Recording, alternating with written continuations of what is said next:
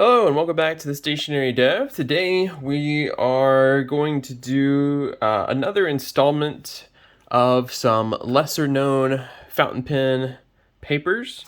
This one is an interesting one. It's not really advertised as a fountain pen paper, but you'll see it around. It's something I think that's advertised as more of a sketchbook, but sketchbooks actually usually work pretty good for um, fountain pens, and this one's kind of unique. They have a couple different papers in this line. So you can see here it actually like a glue bound kind of notebook with just plastic, or not plastic, but that's just kind of a piece of paper, and then it has a cardboard backing to it, so it's rigid. So I think they kind of intended it to be like a sketchbook where you do it on the side here, and then you have your sketch, and you can see the stuff there. This is by Maruman, who, if you don't know, they also make the Nemesign paper, which is a fantastic paper for fountain pens as well. It's one that I regularly use, Nemesign notebooks for fountain pens. But this is actually some pretty good paper for fountain pens as well. So we're going to take a look at it.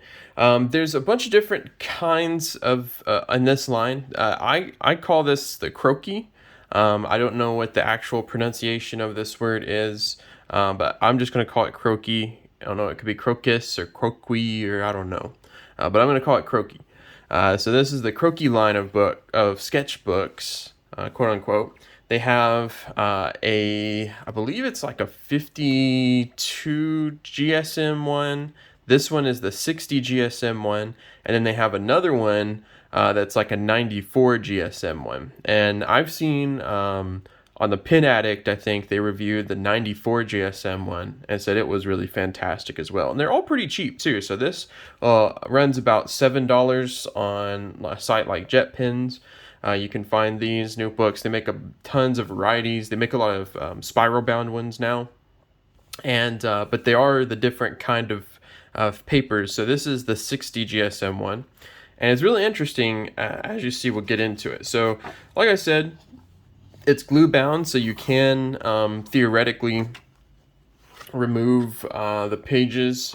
It says remove easily, but I've had a little trouble removing the pages, but it does come, so you can keep it all together as like a book if you want to.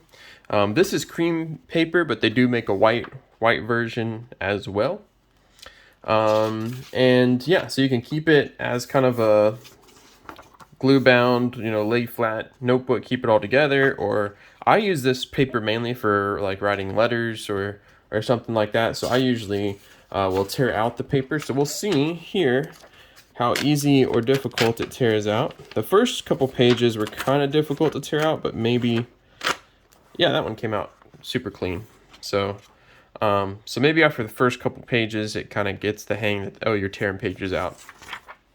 And you get pages. So I'm just going to take this one page out of the notebook, and we'll talk about the paper. So one of the first things you'll notice, it is a kind of paper. It has the watermark, which I kind of like. You can see the watermark in it has these vertical lines, and then it also has some horizontal lines running in it as well. It's a little bit textured, but I've noted, like, as I write, I don't feel the texture as much as you might think with this kind of like watermarked paper.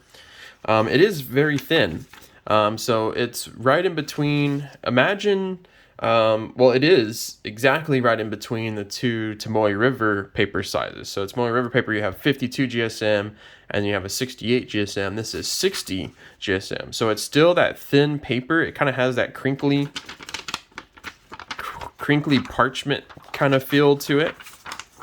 You can kind of maybe see my fingers through it a little bit, but not too bad. But I really like the sound of this paper. It's like more crinkly. Maybe if you like the 52 GSM Tomoe River paper or like onion paper, it kind of has that crinkly, tactile kind of feel to the paper. But let's take a look at how it writes, because that's what's interesting. And I'll just kind of write on it with the fountain pens that I have inked at the moment, and then we'll take a look at, because they say it's a sketchbook for pencils and stuff like that. So we'll take a look at like some pencils and some other things, how they do on the paper. But this is the, let's see, the Mauruman Croquis. I'm going to just say that. 60 GSM paper. And like I said, runs about $7, $7.25 for this format, but they have a bunch of other formats as well, like spiral bound notebooks and stuff like that are all around that same price, like $7 to $10. I think this is the Sailor Pro Gear Slim, pretty wet pen for me. It's a medium fine nib, and we have a Roshizuku Tsukiyo there. That's that one. I'm just gonna run through the pens real quick. This one is another pretty wet pen by Aurora Optima. Even though it is a extra fine, it's pretty wet. And this is Monteverde Capri Blue. And we'll be able, I think this is a good spread of inks where we'll be able to see things like sheen, shading, color representation, and then of course any bleed through or feathering that might come from your fountain pens. We have the Diplomat Arrow, also pretty wet. I have a lot of wet pens at the moment. And this is Diamine Meadow. And two more. Also can be a wet pen is this Pilot Vanishing Point. A fine Leonardo Black.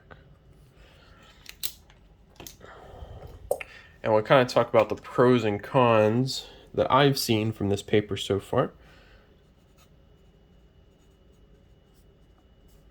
Newler's, oh, I kind of did it backwards, but these are Bay State Blue. I've lost everything now. And a Platinum. Little Shooting Star or Meteor or whatever you want to call these pens. Basically a preppy. But there we have it. So if we take a look at what we have so far, like I said, all these are pretty wet. Pen and ink combos, but you can see we do get lots of shading. We get the shading from the Capri Blue and the little bit from Tsukiyo, a lot from the Meadow. These two inks don't really shade, so that one's not a good test there. As far as sheening goes, the two sheening inks that probably have the biggest chance of sheening are probably these top two. Let me take a look. I'm getting a little bit, so on the Capri Blue mostly. I don't know if I'm going to be able to show you, but on like the eye and the Optima, there's a little bit of sheen. I just love that ink, but there is a little bit of sheen that comes through. It's not like a super sheener paper like something like Tomoya River might be, but it does have some sheen, does show shading. The lines, as you can see, for being like a textured paper, the lines are actually, even with Bay State Blue, even with the thicker, medium nib, wet Diplomat nib, the lines are pretty sharp. Like that's. I mean, I don't know how close I can get, but for this kind of paper, those lines are pretty sharp. Or just for paper in general, I think those lines are pretty sharp. So, really good. Now, about bleed through, boom.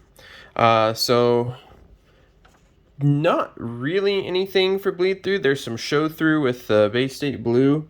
Just a little bit show through coming through. Maybe just a little bit of show through coming through with that really wet Sailor Pro Gear Slim. But in terms of like actual bleed through, for me, for my purposes, there's no bleed through, just a little bit of show through coming through. But I have no problem using both sides of this paper, like if I'm writing a letter or something like that. You know, I don't think the show through is bad enough to where it affects anything, but there's no real bleed or anything there. Let's test a couple other things just for fun. Let's do, this is a Sharpie pen just because I have it handy. Sharpie pen, we'll do, this is the Bastion bolt action titanium ballpoint. So let's do Bastion ballpoint.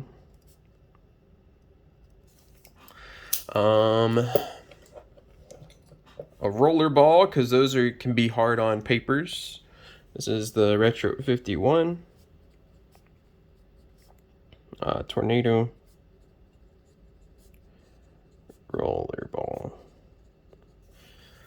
And a couple pencils. Let's see what we have. Here's a Blackwing Pearl. So kind of a softer pencil.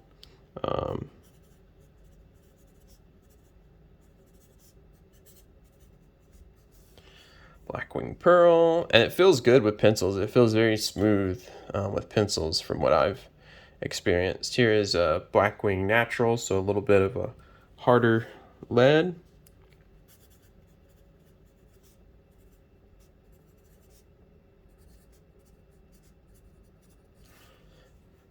Very smooth, feels good. Last one I'll do, here's a Ticonderoga Black.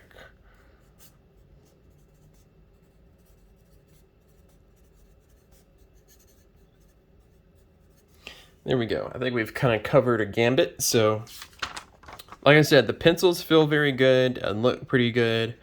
I probably wouldn't use ballpoint. It didn't really do that good, and it's kind of pale for ballpoint. Like, I don't know why you would use Sharpie pen or ballpoint anyway, but as far as anything coming through with the roller ball, there's maybe just one little spot of bleed through right there, but the rest is just a little bit of show through, so no bleed or anything. It holds up pretty good.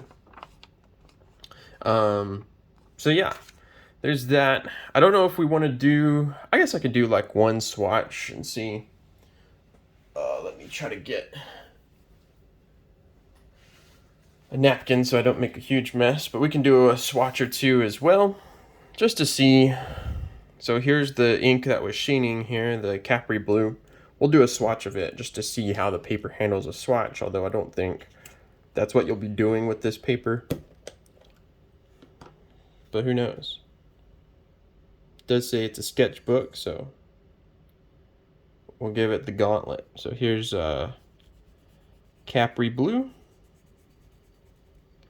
Going down there. All right. And just for curiosity's sake, I might do Bay State Blue as well. But you gotta be careful with this one, man.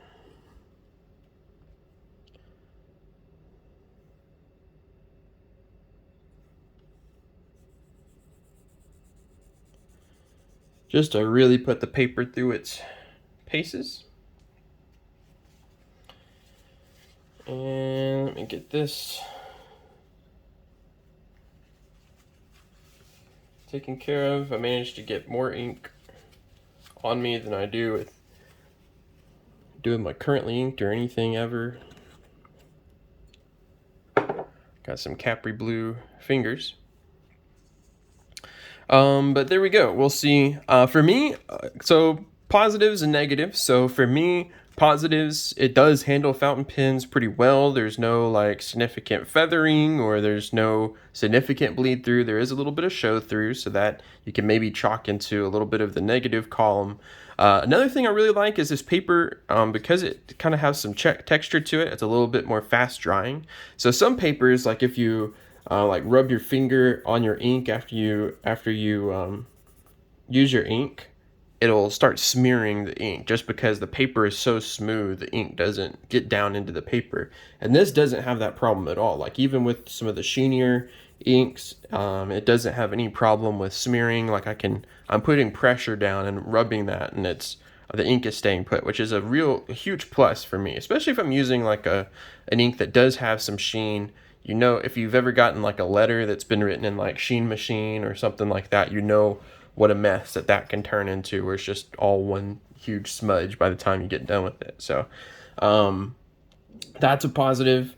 It does work well for what it says it does, which is like pencils and stuff. Pencils feel good on it as well. It does feel, when you're writing with it, with the fountain pens, it does feel smooth. So you're not like feeling it like drag across the paper too much. It feels like a normal piece of paper, writing it with fountain pens. So that's definitely a positive.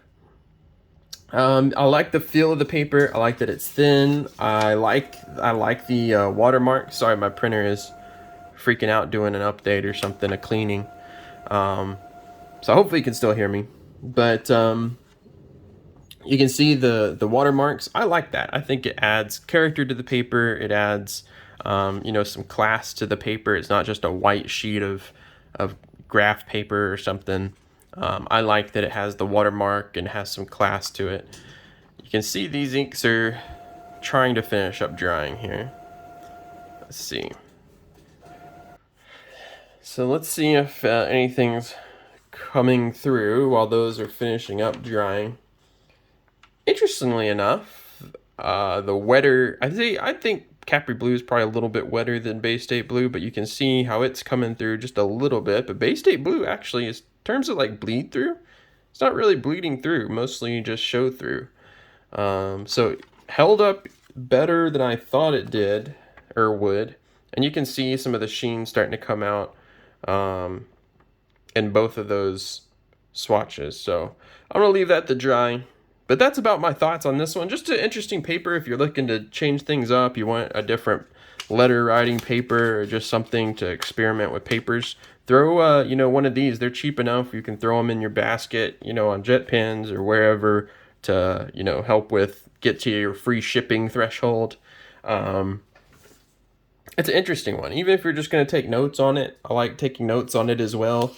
But it's interesting paper, and I think, more people should test it out for fountain pens, because I'd say between fountain pens and pencils, those are the two best uses for it. I wouldn't really use it for roller balls or ballpoints or Sharpies. I mean, those are the two best uses that I see for this paper. So test it out, try it out.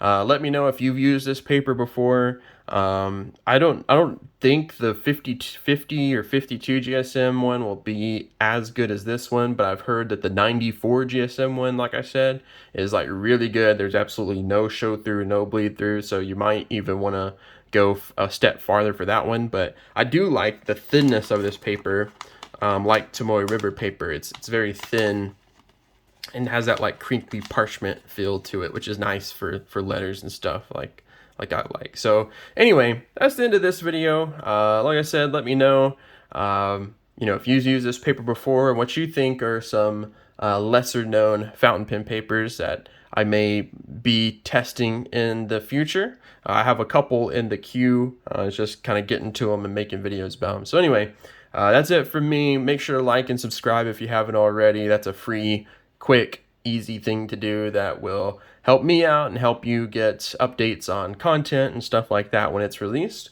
And until next time, I'll see you later.